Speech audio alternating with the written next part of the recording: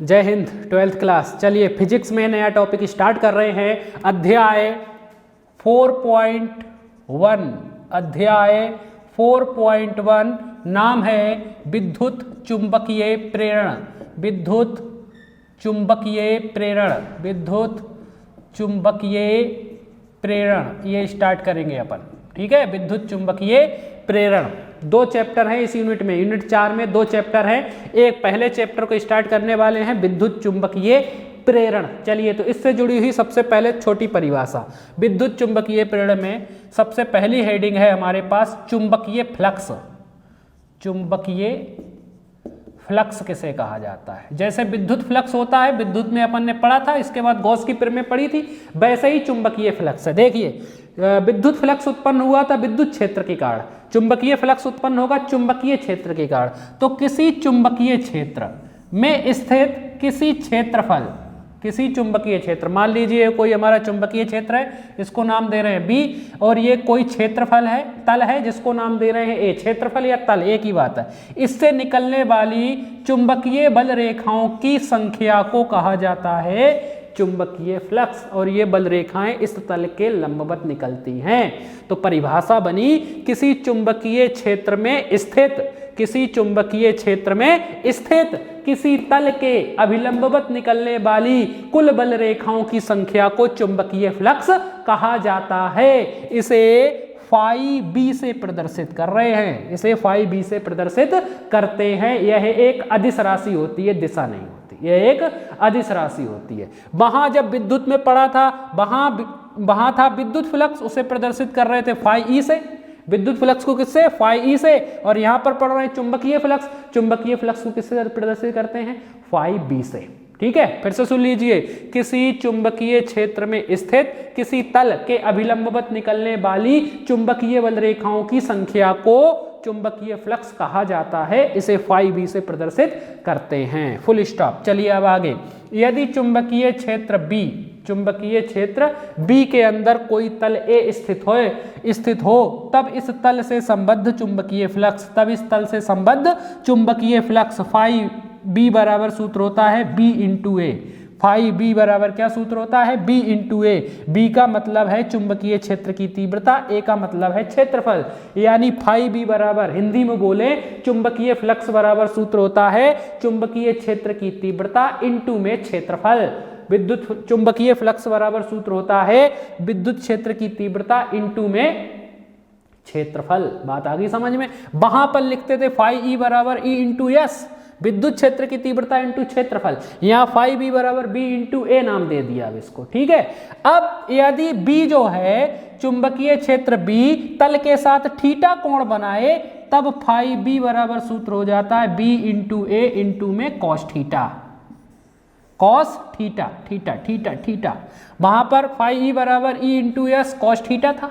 देखो उसी से जैसा है कि नहीं है? ये बात आ रही समझ में? तो हेडिंग डालेंगे चुंबकीय फ्लक्स और परिभाषा लिखेंगे कि किसी चुंबकीय क्षेत्र में स्थित किसी तल के अभिलंबवत गुजरने वाली कुल बल रेखाओं, कुल चुंबकीय बल रेखाओं की संख्या को चुंबकीय फ्लक्स कहा जाता है। इसे फाई बी से प्रदर्शित करते हैं और यह एक अदिश राशि होती है। ठीक है, फिर पैराग्राफ चेंज करके लिखेंगे, यदि चुंबकीय क्षेत्र बी तल एस के साथ, तल एस से बद्ध हो, तब उस चुंबकीय क्षेत्र में, यदि चुंबकीय क्षेत्र बी में कोई तल या कोई पृष्ठ ए उपस्थित हो, तब उस तल से बद्ध चुंबकीय फ्लक्स फाई बी बराबर सूत्र लिख देंगे बी इंटू में ए।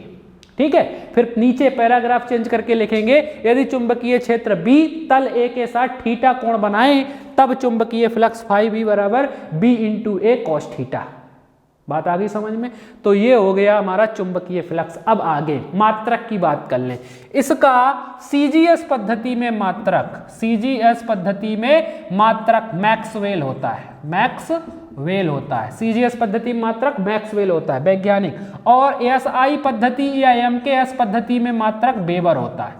तो चुंबकीय फ्लक्स का एसआई पद्धति में मात्रक वेबर और सीजीएस पद्धति में मात्रक मैक्सवेल होता है। और यहाँ पर मैं बता दूं आपको, 1 वेबर बराबर होता है 10 की घात 8 मैक्सवेल। 1 नंबर में पूछ देगा ये, 1 वेबर बराबर कितना होता है? 10 की घात 8 मैक्सवेल। मतलब वेबर बड़ी इकाई है और मैक्सवेल छोटी इकाई है। बात एक ही है ना, एक वेबर किसके बराबर है? 10 की घात 8 मैक्सवेल के बराबर, मतलब वो छोटा है ये बड़ा है। बात आ गई समझ में। अब विमा की बात कर लें। चुंबकीय फ्लक्स की विमा ML2T-2A-1 होती है। अभी मैं निकाल के नहीं बता रहा हूं, ठीक है? कैसे आप याद कर लेना, अभी इसको निकाली जा सकती है इसको सूत्र से। चूंकि इस बार क्या हमारी तीसरी यूनिट चुंबक वाली हट चुकी है, इसलिए मैंने नहीं बताया। विमा, इसकी विमा ML2T-2A-1 होती है। फुल स्टॉप, खत्म। ये हो गया चुंबकीय फ्लक्स, पहला टॉपिक इस चैप्टर का, ठीक है? चलिए अब आगे बढ़ते हैं। चुंबकीय फ्लक्स के बाद देखते हैं जो चैप्टर है वो विद्युत चुंबकीय प्रेरण। मोस्ट आईएमपी टॉपिक है विद्युत चुंबकीय प्रेरण। जितना भी पढ़ेंगे सब मोस्ट आईएमपी इस चैप्टर में, कोई ना कोई जरूर पूछा जाता है। विद्युत चुंबकीय प्रेरण सबसे पहले बात की थी इसकी फैराडे ने। किसने? फैराडे ने। फैराडे ने बताया जब किसी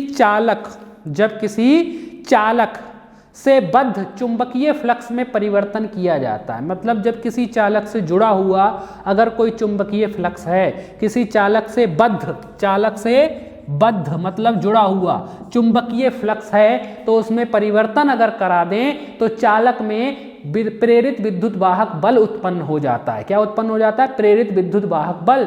और अगर हमारा चालक बंद परिपथ में है, मतलब चालक के साथ कोई चीज जुड़ी हुई, बल्ब वगैरह जुड़ा हुआ है, तो चालक में प्रेरित धारा प्रवाहित होने लगती है। इस घटना को कहा जाता है विद्युत चुंबकीय प्रेरण। हेडिंग डालेंगे विद्युत चुंबकीय प्रेरण और उसमें लिखेंगे विद्युत चुंबकीय प्रेरण में लिखेंगे कि जब किसी चालक से बद्ध चुंबकीय फ्लक्स में परिवर्तन कराया जाता है तो उस चालक में प्रेरित विद्युत वाहक बल उत्पन्न हो जाता है, जिससे प्रेरित वाहक बल उत्पन्न हो जाता है। और यदि चालक बंद परिपथ में है तो उसमें प्रेरित विद्युत धारा प्रवाहित होने लगती है। इस घटना को विद्युत चुंबकीय प्रेरण कहा जाता है, ठीक है? फिर से सुन लीजिए, या दूसरे तरीके से भी परिभाषा बना सकते हैं। दूसरे तरीके से क्या है वो सुन लो।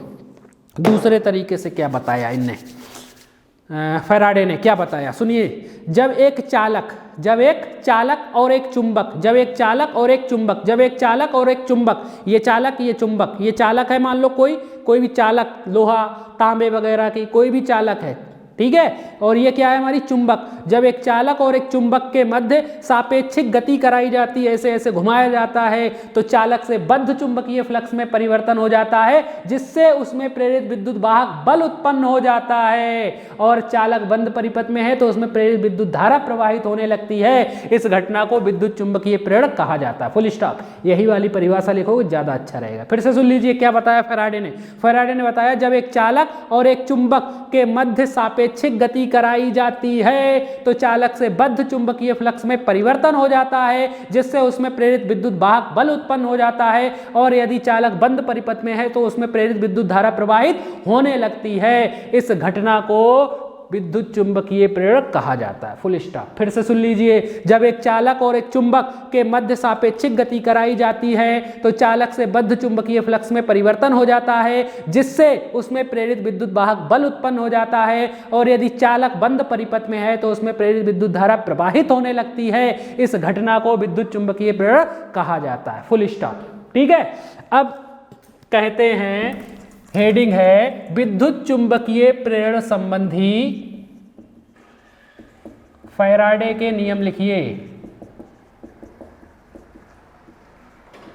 विद्युत चुंबकीय प्रेरण संबंधी फैराडे के नियम लिखिए। विद्युत चुंबकीय प्रेरण संबंधी फैराडे के नियम, 2 नियम दिए हैं। पहला नियम हेडिंग डालेंगे फर्स्ट पॉइंट, प्रथम नियम। चलिए सुनिए क्या है प्रथम नियम।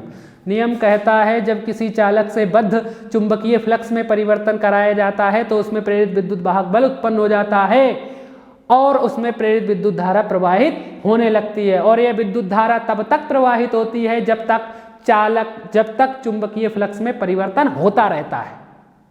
जब तक चुंबकीय फ्लक्स में परिवर्तन कराओगे तभी विद्युत वाहक बल उत्पन्न होगा और तभी उसमें प्रेरित विद्युत धारा बहेगी, नहीं तो नहीं बहेगी। ये बताया किसने? फैराडे ने पहले नियम में, पहला नियम सुन लीजिए, जब एक चालक से बद्ध चुंबकीय फ्लक्स में परिवर्तन कराया जाता है तो चालक में प्रेरित विद्युत वाहक बल उत्पन्न हो जाता है, जिससे उसमें प्रेरित विद्युत धारा प्रवाहित होने लगती है, और यह धारा तब तक प्रवाहित होती है जब तक कि चुंबकीय फ्लक्स में परिवर्तन होता रहता है। Full stop. तो ये था पहला नियम। एक बार फिर से सुन लीजिए, विद्युत चुंबकीय प्रेरण की परिभाषा जैसा ही है ये पहला नियम, कुछ नहीं किया, उसी की कॉपी कर दी इन्होंने पहले नियम में। ठीक है, फिर से सुन लीजिए पहला नियम, जब एक चालक से बद्ध चुंबकीय फ्लक्स में परिवर्तन कराया जाता है तो चालक में प्रेरित विद्युत वाहक बल उत्पन्न हो जाता है, जिससे उसमें प्रेरित विद्युत धारा प्रवाहित होने लगती है, और यह विद्युत धारा तब तक प्रवाहित होती है जब तक कि चुंबकीय फ्लक्स में परिवर्तन होता रहता है। Full stop. ठीक है, ये हो गया पहला नियम। अब बात कर लेते हैं द्वितीय नियम की। दूसरा नियम, फैराडे का विद्युत चुंबकीय प्रेरण संबंधी द्वितीय नियम। द्वितीय नियम क्या कहता है वो सुन लो। द्वितीय नियम कहता है जो विद्युत वाहक बल उत्पन्न हुआ है, विद्युत वाहक बल, प्रेरित विद्युत वाहक बल जो प्रेरणा से उत्पन्न हुआ है, प्रेरित विद्युत वाहक बल चुंबकीय फ्लक्स में परिवर्तन, चुंबकीय फ्लक्स में परिवर्तन की दर के समानुपाती होता है। यह है दूसरा नियम इनका। दूसरा नियम कहता है फैराडे का कि प्रेरित विद्युत वाहक बल चुंबकीय फ्लक्स में परिवर्तन की दर के समानुपाती होता है। मतलब जितना ज्यादा चुंबकीय फ्लक्स में परिवर्तन करोगे उतना ही ज्यादा प्रेरित विद्युत वाहक बल उत्पन्न होगा।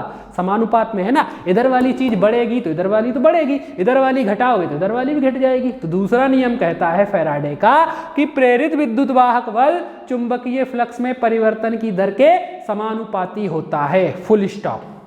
अब आगे क्वेश्चन कह देता है कि द्वितीय नियम की व्याख्या कीजिए। द्वितीय नियम की व्याख्या कीजिए। द्वितीय नियम की व्याख्या कीजिए। आगे पूछ देता है इसी में, द्वितीय नियम की व्याख्या भी करना है इसको। एक सूत्र है बाकायदा, उसको बताना है अपने को, द्वितीय नियम की व्याख्या भी करनी है। चलिए सुनिए। तो प्रेरित विद्युत वाहक बल समानुपाती किसके? चुंबकीय फ्लक्स में परिवर्तन की दर के। अपने को प्रेरित विद्युत वाहक बल का मान निकालना है, और ये किसके समानुपाती है? चुंबकीय फ्लक्स में परिवर्तन की दर के। ठीक है, तो अपने को मान निकालना पड़ेगा चुंबकीय फ्लक्स में परिवर्तन की दर का। तो उसके लिए अपन कुछ मान लेते हैं। चलिए सुनिए, अपन क्या मानेंगे? माना कि किसी चालक का प्रारंभिक चुंबकीय फ्लक्स, प्रारंभ में चुंबकीय फ्लक्स φ1 है। कितना है? φ1। टी समय पश्चात इसका चुंबकीय फ्लक्स φ2 हो जाता है। इससे बद्ध चुंबकीय फ्लक्स कितना? φ2 हो जाता है। फिर से समझ लीजिए, अपन लिखेंगे माना किसी चालक से बद्ध चुंबकीय फ्लक्स φ1 है, टी समय पश्चात इसका चुंबकीय फ्लक्स φ2 हो जाता है। φ1 था तो φ2 हो गया। तो चुंबकीय फ्लक्स में परिवर्तन कितना हुआ होगा वो देख लो। तब चुंबकीय फ्लक्स में परिवर्तन, फ्लक्स में परिवर्तन, परिवर्तन कैसे निकाला जाता है? कैसे देखेंगे कितना परिवर्तन हुआ? पहले था φ1, हो गया φ2। तो क्या करेंगे? इसमें से इसको घटा देंगे तो अपने को परिवर्तन का मान पता चल जाएगा। ऐसे ही परिवर्तन ज्ञात करेंगे, दूसरे में से अंतिम में से पहले को घटा देंगे। परिवर्तन आ गया, अब दर निकाल लेते हैं। तथा चुंबकीय फ्लक्स में परिवर्तन की दर, चुंबकीय फ्लक्स में परिवर्तन की दर, दर या चाल या स्पीड हमेशा निकाली जाती है समय के सापेक्ष। किसके सापेक्ष? समय के सापेक्ष। तो चुंबकीय फ्लक्स में परिवर्तन कितना था? φ2 माइनस φ1। समय कितना लग रहा है? t, यानी उस समय चुंबकीय फ्लक्स में परिवर्तन की दर कितनी होगी? φ2 माइनस φ1 अपॉन में t होगी कि नहीं होगी? बात आ रही समझ में? फिर से सुन लो क्या लिखेंगे। माना कि किसी चालक से बद्ध चुंबकीय फ्लक्स φ1 है, टी समय पश्चात इसका चुंबकीय फ्लक्स φ2 हो जाता है। Full stop. फिर नीचे लिखेंगे तब चुंबकीय फ्लक्स में परिवर्तन कितना होगा? φ2 माइनस φ1 होगा। तथा चुंबकीय फ्लक्स में परिवर्तन की दर, दर हमेशा समय के सापेक्ष, चाल हमेशा समय के सापेक्ष। तो φ2 माइनस φ1 अपॉन में t आ गया। अब द्वितीय नियम लगा दें। तब द्वितीय नियम से फैराडे के द्वितीय नियम से। लगा दो फैराडे का द्वितीय नियम। क्या कहता है, अभी लिखा था, प्रेरित विद्युत वाहक बल, प्रेरित विद्युत, अरे क्या है ये, विद्युत वाहक बल किसके समानुपाती होता है, चुंबकीय फ्लक्स में परिवर्तन की दर के, चुंबकीय फ्लक्स में परिवर्तन की दर। यही है द्वितीय नियम, यही कहता है प्रेरित विद्युत वाहक बल चुंबकीय फ्लक्स में परिवर्तन की दर के समानुपाती होता है। चलो मार रखें, प्रेरित विद्युत वाहक बल को दर्शाते स्मॉल ई से, किससे, स्मॉल ई, छोटा ई, समानुपाती ऐसा ही चिन्ह, चुंबकीय फ्लक्स में परिवर्तन की दर कितनी आई, φ2 - φ1 अपॉन में टी। यही आई कि नहीं आई। समानुपाती का चिन्ह हटता है तो नियतांक आता है माइनस का के, अभी बताऊंगा माइनस का के क्यों, और ये ऐसे ही φ2 - φ1 अपॉन में टी, ऐसा का ऐसा ही, ठीक है, ये ऐसा का ऐसा ही। अब आगे सुन लो, जहां पर इसके नीचे लिखेंगे, जहां पर के एक नियतांक है, इसी के नीचे मैं लिख देता हूं, जहां के एक नियतांक है जिसका एएसआई पद्धति में, एएसआई पद्धति में मान 1 होता है। कितना होता है, 1। फिर से सुन लो, क्या लिखेंगे, जहां एक के एक नियतांक है जिसका एएसआई पद्धति में मान 1 होता है। बात आ गई समझ में। चलो अब इधर कर देता हूं मैं इसको, चलो 1 रख दें मान, के की जगह 1 रखोगे तो ई बराबर आ जाएगा, के की जगह 1 रखोगे तो सिर्फ माइनस बचेगा, माइनस φ2 - φ1 अपॉन में टी। ऐसा ही रह जाएगा कि नहीं रह जाएगा, ऐसा ही रह जाएगा, 1 रख दिया यहाँ पर। अब आगे सुन लीजिए क्या लिखेंगे, आगे φ2 - φ1 परिवर्तन को दर्शाता है, परिवर्तन को ही दर्शाना है, फ्लक्स में परिवर्तन, परिवर्तन के लिए उपयोग किया जाता है डेल्टा का, किसका, डेल्टा का। टी समय में भी तो परिवर्तन हो रहा होगा, किसमें परिवर्तन हो रहा होगा, समय में। भाई जब फ्लक्स φ1 था उस समय, उस टाइम कुछ और हो रहा होगा, और जब फ्लक्स φ2 हो गया होगा तो उस समय टाइम कुछ और हो गया होगा, यानी टाइम यानी समय में भी तो परिवर्तन हो रहा होगा। तो अपन नीचे लिखेंगे कि यदि डेल्टा टी समय में चुंबकीय फ्लक्स में परिवर्तन डेल्टा फाई हो, यदि डेल्टा टी समय में, यदि इसके नीचे लिखेंगे, यदि डेल्टा टी समय में चुंबकीय फ्लक्स में परिवर्तन डेल्टा फाई हो, तब उपरोक्त समीकरण यानी इस वाले समीकरण को, उपरोक्त समीकरण को निम्न सूत्र से दर्शाया जा सकता है। ई बराबर माइनस φ2 - φ की जगह क्या लिखेंगे, डेल्टा फाई, बटे में टी की जगह क्या लिख देंगे, डेल्टा टी। तो ई बराबर क्या सूत्र होता है, माइनस का डेल्टा फाई बटे में डेल्टा टी, फुल स्टॉप। अब इस माइनस चिन्ह का मतलब समझ लो, यहां माइनस चिन्ह, ऋण चिन्ह यह प्रदर्शित करता है कि प्रेरित विद्युत वाहक बल चुंबकीय फ्लक्स में परिवर्तन की दर का विरोध करता है। यहाँ ऋण चिन्ह इसके नीचे लिख देंगे, यहाँ ऋण चिन्ह यह प्रदर्शित करता है कि प्रेरित विद्युत वाहक बल चुंबकीय फ्लक्स में परिवर्तन की दर का विरोध करता है। मतलब ये नहीं चाह रहा है, प्रेरित विद्युत वाहक बल नहीं चाह रहा है कि चुंबकीय फ्लक्स में परिवर्तन हो, चुंबकीय फ्लक्स में परिवर्तन हो, मतलब वो नहीं चाह रहा है चुंबकीय फ्लक्स में परिवर्तन हो। चुंबकीय फ्लक्स में परिवर्तन नहीं होगा तो प्रेरित विद्युत वाहक बल को भी उत्पन्न नहीं होना पड़ेगा। मतलब वो नहीं चाह रहा है कि चुंबकीय फ्लक्स में परिवर्तन हो और मुझे उत्पन्न होना पड़े। इसका मतलब क्या है, इसका मतलब ये है कि ये आलसी है, आपकी तरह आप नहीं चाहते हो कि आपको कोई पढ़ाए और आपको पढ़ना पड़े। बात आ रही समझ में, ऐसा ही है ये, ऐसा ही क्या है, प्रेरित विद्युत वाहक बल है। ठीक है, ये हो गया द्वितीय नियम की व्याख्या। द्वितीय नियम की क्या हो गई, व्याख्या। अब आगे दूसरे रूप में भी इस सूत्र को लिखा जाता है, डेल्टा की जगह डी का उपयोग भी किया जाता है। ई बराबर माइनस डेल्टा की जगह क्या लिख सकते हैं, डी फाई बटे में डी टी। बात एक ही है, ये लिखो या ये लिखो, बात एक ही है। ठीक है, अपन ने डेल्टा वाला लिखा। तो ये था इस चैप्टर की शुरुआत, जिसमें अपन ने सबसे पहले चुंबकीय फ्लक्स की परिभाषा पढ़ी, इसके बाद विद्युत चुंबकीय प्रेरण की परिभाषा पढ़ी, इसके बाद फैराडे का पहला नियम, दूसरा नियम और द्वितीय नियम की व्याख्या पढ़ी। यहां से एक क्वेश्चन मिक्स करके पूछते, कैसा क्वेश्चन मिक्स करके पूछते वो सुन लीजिए। क्वेश्चन कहेगा कि विद्युत चुंबकीय प्रेरण किसे कहते हैं। विद्युत चुंबकीय प्रेरण किसे कहते हैं? फैराडे के विद्युत चुंबकीय प्रेरण संबंधी द्वितीय दोनों नियम लिखिए तथा द्वितीय नियम की व्याख्या कीजिए। फिर से सुन लीजिए। क्वेश्चन कहेगा विद्युत चुंबकीय प्रेरण किसे कहते हैं? फैराडे के विद्युत चुंबकीय प्रेरण संबंधी दोनों नियम लिखिए और द्वितीय नियम की व्याख्या कीजिए। तो आपको जो जो बोला है वो कर दो। बात आ रही समझ में? तो आपका काम है सबसे पहले इतना याद करना, ठीक है। नेक्स्ट वीडियो में अपन आगे बात करेंगे। तब तक इतना का याद कीजिए, अच्छी तरीके से पढ़िए, मन लगा के पढ़िए। जितना ज़्यादा आप पढ़ेंगे उतना ज़्यादा आप स्कोर कर पाएंगे, ठीक है। चलिए यहीं पर ख़त्म करते हैं। जय हिंद।